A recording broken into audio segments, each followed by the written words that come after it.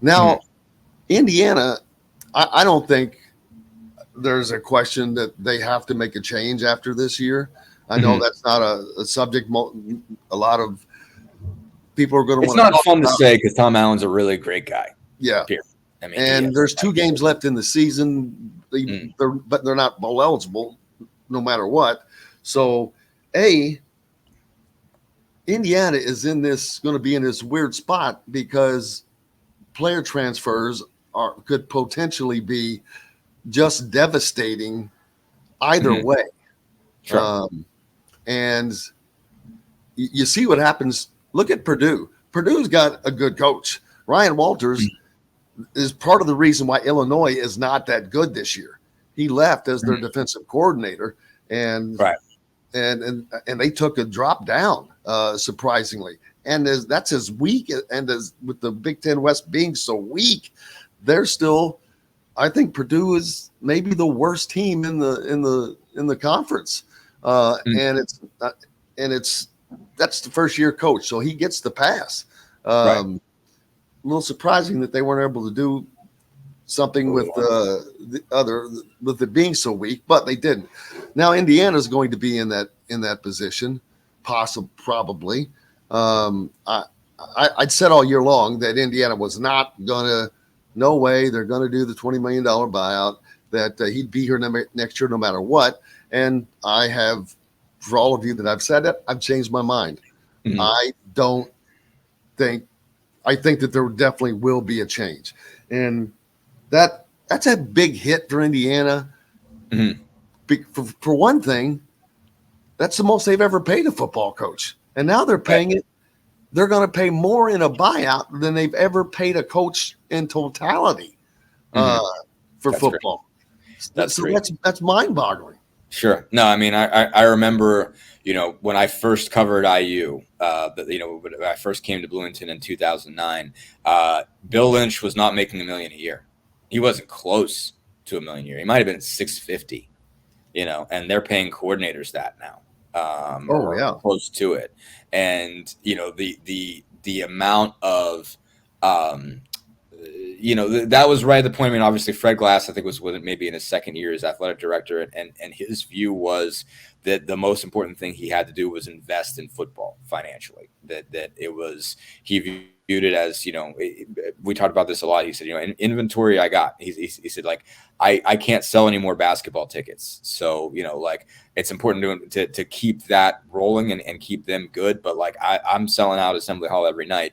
If I'm making more money, the place I've got to go to make more money is football, because I've got empty seats and I got to fill them. And so the way to fill them is to invest more in that program. But what did they do to actually invest in the program? I know they closed both. You don't remember where it was, man. You don't remember. They closed both ends of the stadium, but they're still last in facilities. Sure. But I mean, like, just getting to still be anywhere near where they were, like, that cost a lot of money to get them there. I mean, I get it's crazy, like, you're still behind because, like, it's that much of an arms race. But, like, if they still had what they had in 2002, you can't even imagine it. Like, I mean, what it cost to fill that place in.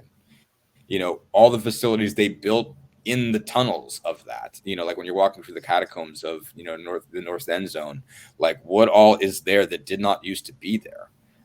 Is a lot. And, there was a lot of brick and mortar expansion. And I'm not trying to knock it. Sure. Because it's beautiful. It looks good. I mean, it really looks very good from a symmetrical standpoint. And they're paying way more for humans. I mean, that's the biggest thing is they're paying, way more for coaches. They spent a lot of money on strength training and speed training and like development and all this. And it's still this. I mean, it tells you that's where the arms race is that there will always be somebody spending more money. No matter how much you up your game, somebody else is going to up their game more. And, someone else is going to have more capacity. And if you're more established as a football program, you'll be able to find more donors. You'll be able to find more people that'll throw money in. Some of those are ex-players. Some of them are, again, just rich people that have been coming to games for years and years and years, and they want their team to be good, and they're used to it. There's just an infrastructure in a place like a Michigan or a Penn State or Ohio State that is different than what you have in Indiana. But they have invested, crazy money in that. And again, like they were in a position where they really felt like, okay, you have the guy, and now you have to give him the money. Like it was just a very simple, I think, decision on Scott Dolson's part in 2020. When you're Indiana and your guy is National Coach of the Year, and you've been to 2 Florida New Year's Day-ish bowl games in back-to-back years. I mean, I can't remember. I don't think the Gator Bowl was technically January 1 that year, but you view that as that general type of second tier, but Jan 1 bowl game. When someone gets you there back-to-back years, you got to pay the man. You have to pay the man, and you have to keep him, and you have to, kind of ward off whoever else is talking to him, because somebody probably is.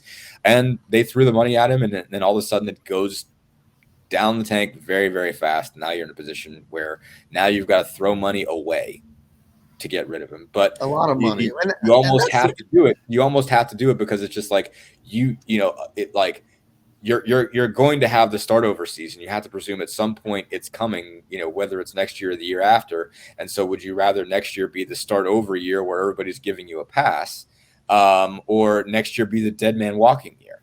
And then you have the dead man walking year and the pass year, when you're doing and the joining of the new Big Ten conference. Right. You're bringing all these, new teams in and everything like that, and changing the way that things are going to be. It's tough. I mean, it's brutal. I mean, it's a lot of money, I think we think of it as all monopoly money, and, none of it's really real. And everyone's just saying, $40 million. Yeah, sure. What I'm sure you guys have that. I'm sure, it's everybody in college football has a bajillion dollars lying around. And they don't. I mean, some of these programs really, really do. And like Indiana doesn't have that kind of crazy money. It's got more money than we all think, and they're going to get crazy Big Ten money. They continue to get crazy Big Ten money from TV contracts and all this kind of stuff. But it's still money. That's another thing. $20 million for somebody to do nothing. They are going to be spending a lot of money, but they're getting a lot of money, and they're going to get more money. So I'm not saying that this is still a wise thing to do, but it's also not like it's coming out of the student fund. No, I mean, it's still money that you are banking on for doing something else. Yes. And that could have gone somewhere else. Could have gone into facilities. Sure. Absolutely. I mean, it can always go somewhere. That and obviously you're going to spread it out. I mean, you generally pay it over the time that you were going to pay the contract. And maybe there might be mitigation in there too. There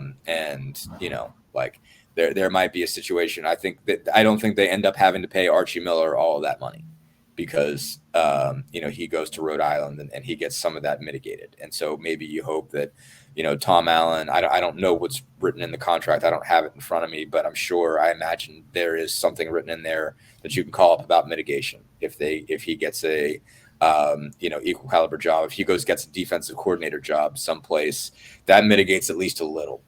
Obviously that doesn't get it done. If he's getting $1 million a year to be a defensive coordinator someplace, when you're paying him 4 or 5 or 6 or whatever it is, you're still paying a lot of that money on top of, but at least it mitigates it somewhat. And you can cut it down a little bit. And you presumably he'll take a year off, because any coach who gets fired generally takes a year off, as you should. Go get yourself a TV job, take it easy. Tom cannot do TV. He's not. They would have to, not because he's not good enough. They'd have to have him on a deal where they could slow him down. Yeah. Yeah, exactly. Because the people are not going to understand him. He's hyped up when he's eating. I thought that about Crean. You just cut the caffeine out. You just cut the caffeine out. Take it down a notch. And I don't know that he does caffeine. That's the problem. Oh, he does. Yeah. Oh. No, Tom's a Mountain Dew guy. I had this conversation with him, actually. So yeah, no, like Crean had specific stuff. Crean had like stuff he had in powder that he put in his Dasani bottle. Oh, Crean, yeah, he was. And he had Diet Cokes in Gatorade jugs. You wouldn't even believe it. But Alan is a Mountain Dew guy. I asked him this. Oh, my God, no wonder. Yeah, so